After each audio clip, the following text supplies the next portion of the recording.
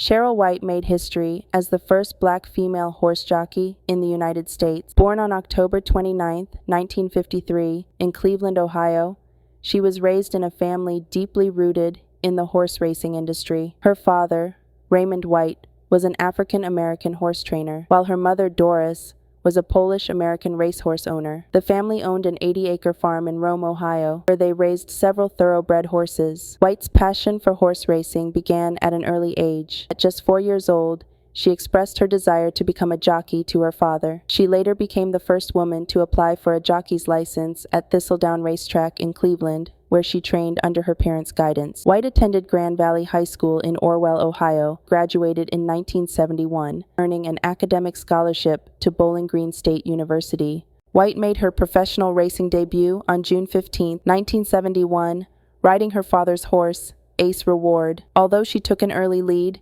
she finished last among 11 competitors. However, her perseverance quickly gained national attention. Just weeks later, on July 29, 1971, she was featured on the cover of Jet magazine, the story highlighting her groundbreaking entry into the sport. In her third career race, riding Othello's Treasure, she initially placed third, but was later disqualified for a starting gate infraction. Following additional training, she continued to refine her skills, earning $35 per race and retaining 10% of her horse's earnings for each first-place finish.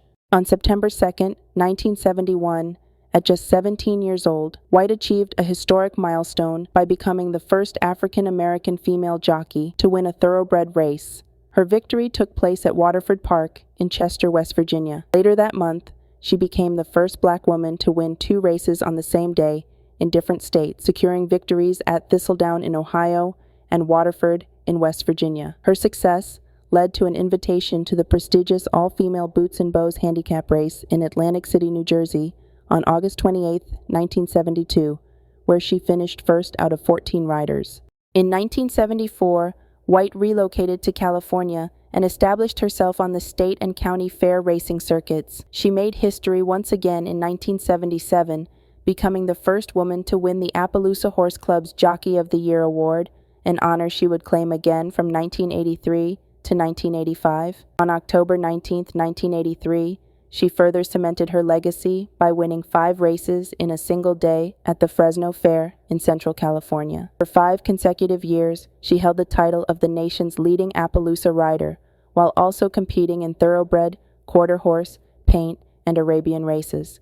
In recognition of her contributions to the sport, White was honored with an Award of Merit from the African American Sports Hall of Fame in Sacramento in 1990. She also received the Sports Award and Award of Merit from the California Legislature. In 1991, she passed the California Horse Racing Board steward examination, becoming the first female steward at a California racetrack. Transitioning into a role as a racing official, she officially retired from riding in 1992. 2 years later, she was awarded the Successful African Americans in the Thoroughbred Racing Industry Award by the Bluegrass Black Business Association in Lexington, Kentucky. Cheryl White passed away on September 20, 2019, at the age of 65, at her home in Youngstown, Ohio. A memorial service was held at Thistledown, the racetrack where she began her career. She is survived by her brother, Raymond White Jr., as well as numerous nieces and nephews. Her pioneering achievements paved the way for future generations of black female jockeys, leaving an enduring legacy in the world of horse racing. I started riding races in 1971. My father wouldn't let me start until I graduated. I grew up in the industry. My father is an ex-jockey, and he trained horses. My mother owned horses. I am what you would term a racetrack brat, since that's where I grew up. I didn't encounter a lot of prejudice, minor prejudice, and it was back in the day when women had only just started riding for a couple years, so a little bit, but not really. I started where I grew up, which might not have been the best of ideas, but everybody knew me from being around the racetrack as a baby and, you know, growing up there, so it wasn't too bad.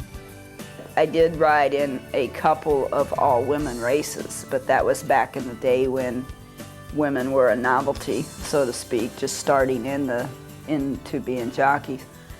But after that, it's mostly men. I mean, there's a lot of women, more women back east riding races than there are in California. California's kind of behind the times in that regards, and it's a tough place for women to break into and do well. So I think the males have to prove themselves too. It's easier if you get good horses to ride.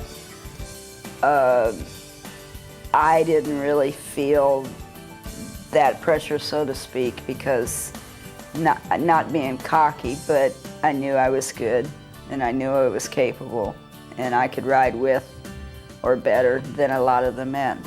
And it's just a matter of getting the right stock underneath you, because I don't care how good you are, man or woman, if the horse can't run, you can't help it. You know.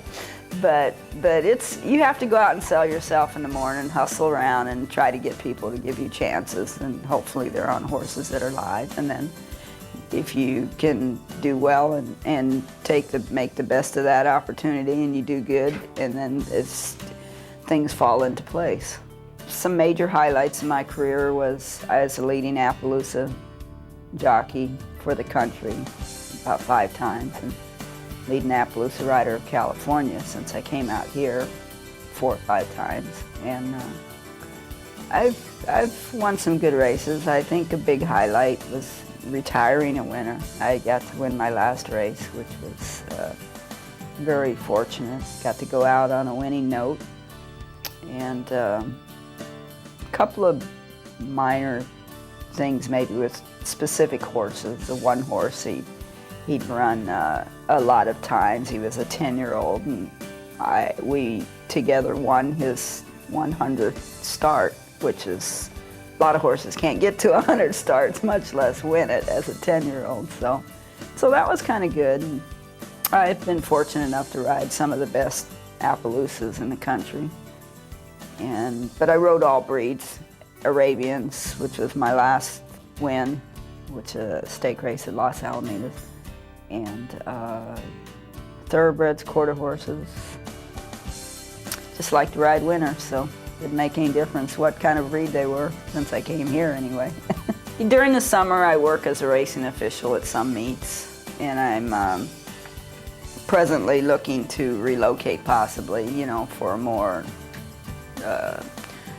long run job. You know, the fairs, I worked a couple of the fairs during the summer, and so it's not really, you know, good, because it's a couple weeks here, a couple weeks there. So I still exercise horses in the morning, and I broke my arm in 2 last winter, so I'm just coming back from that. So I've gotten a little chunky from there, so I have to lose a little weight. But